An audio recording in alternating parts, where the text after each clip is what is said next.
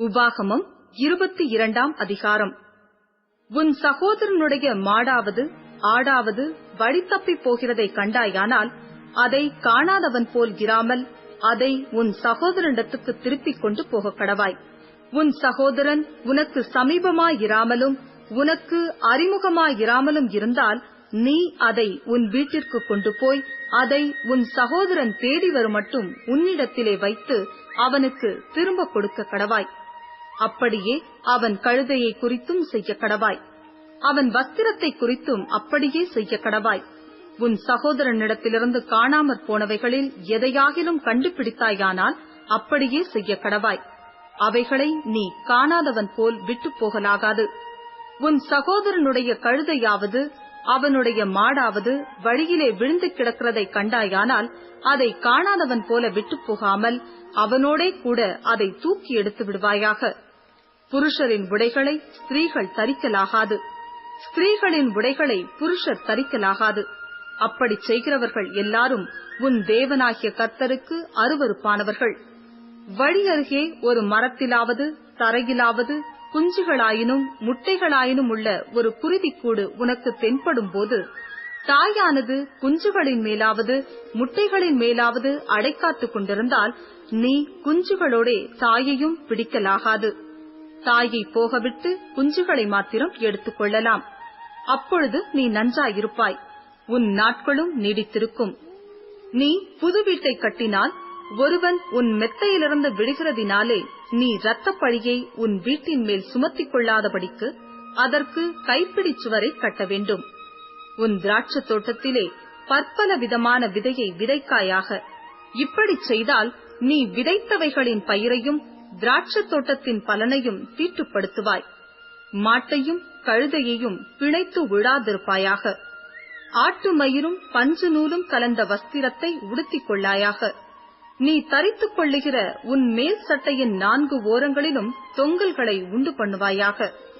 ஒரு ஸ்திரீயை விவாகம் பண்ணின ஒருவன் அவளிடத்தில் பிரவேசித்த பின்பு அவளை வெறுத்து, நான் இந்த ஸ்திரீயை விவாகம் பண்ணி அவளிடத்தில் சேர்ந்தபோது கன்னிமையை காணவில்லை என்று அவள் மேல் ஆவலாதியான விசேஷங்களை சாற்றி அவளுக்கு அவதூறு உண்டாக்கினால் அந்த ஸ்திரீயின் தகப்பனும் அவள் தாயும் அவளுடைய கன்னிமையின் அடையாளத்தை பட்டணத்து வாசலிலுள்ள மூப்பரிடத்தில் கொண்டு வரக்கடவர்கள்.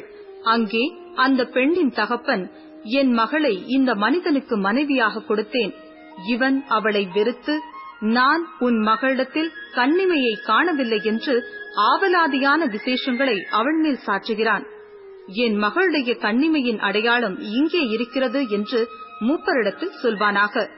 பின்பு பட்டணத்து மூப்பருக்கு முன்பாக அந்த வஸ்திரத்தை விரிக்க கடவர்கள். அப்பொழுது அந்த பட்டணத்து மூப்பர் அந்த மனிதனை பிடித்து அவனை தண்டித்து, அவன் இஸ்ரவேலில் ஒரு கன்னியை அவதூறு பண்ணினதினாலே அவன் கையில் 100 வெள்ளிக்காசை அபராதமாக வாங்கி பெண்ணின் தகப்பனுக்கு கொடுக்க கடவர்கள். அவளோ அவனுக்கு மனைவியாயிருக்க வேண்டும். அவன் தன் ஜீவனுள்ளளவும் அவளை தள்ளிவிடக்கூடாது. அந்த பெண்ணிடத்தில் கன்னிமை காணப்படவில்லை என்னும் சங்கதி மெய்ப்பட்டதேயானால் அந்த பெண்ணை அவள் தகப்பனுடைய வீட்டு வாசலுக்கு முன்பாக கொண்டு வந்து, அவள் இஸ்ரவேலில் மதிக்கெட்ட காரியத்தைச் செய்து தன் தகப்பன் வீட்டிலே வேசித்தனம் பண்ணினபடியினாலே அவளுடைய பட்டணத்து மனிதர் அவளை கல்லெறிந்து கொல்லக் கடவர்கள். இப்படியே தீமையை உன் நடுவிலிருந்து விலக்கக் கடவாய். புருஷனுக்கு விவாகம் பண்ணப்பட்ட ஸ்திரீயோடே ஒருவன் சயனிக்க கண்டுபிடிக்கப்பட்டால் அந்த ஸ்திரீயோடே சயனித்த மனிதனும் அந்த ஸ்திரீயும் இருவரும் சாக வேண்டும். இப்படியே தீமையை இஸ்ரவேலிலிருந்து விலக்கக் கடவாய். கன்னிகையான ஒரு பெண் ஒருவனுக்கு நியமிக்கப்பட்டிருக்கையில் மற்றொருவன் அவளை ஊருக்குள்ளே கண்டு அவளோடே சயனித்தால், அப்பொழுது அந்த பெண் ஊருக்குள்ளிருந்தும் கூக்குரலிடாததினாலும் அந்த மனிதன் பிறனுடைய மனைவியை கற்பழித்தபடியினாலும் இருவரையும் அந்த பட்டணத்து வாசலுக்கு முன் கொண்டு போய் அவர்கள் மேல் கல்லெறிந்து கொல்லக் கடவீர்கள். இப்படியே தீமையை உன் நடுவிலிருந்து விலக்கக் கடவாய்.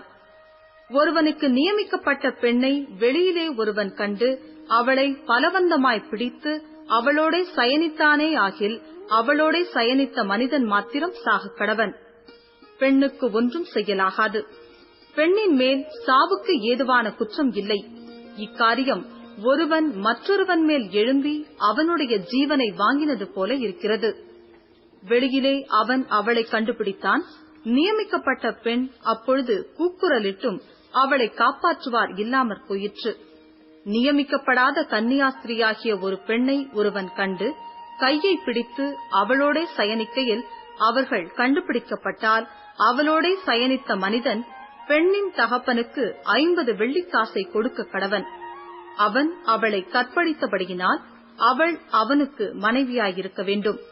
அவன் உயிரோடு இருக்கும் அளவும் அவளை தள்ளிவிடக்கூடாது. ஒருவனும் தன் தகப்பனுடைய மனைவியை சேரலாகாது. தன் தகப்பன் மானத்தை அவன் வெளிப்படுத்தலாகாது.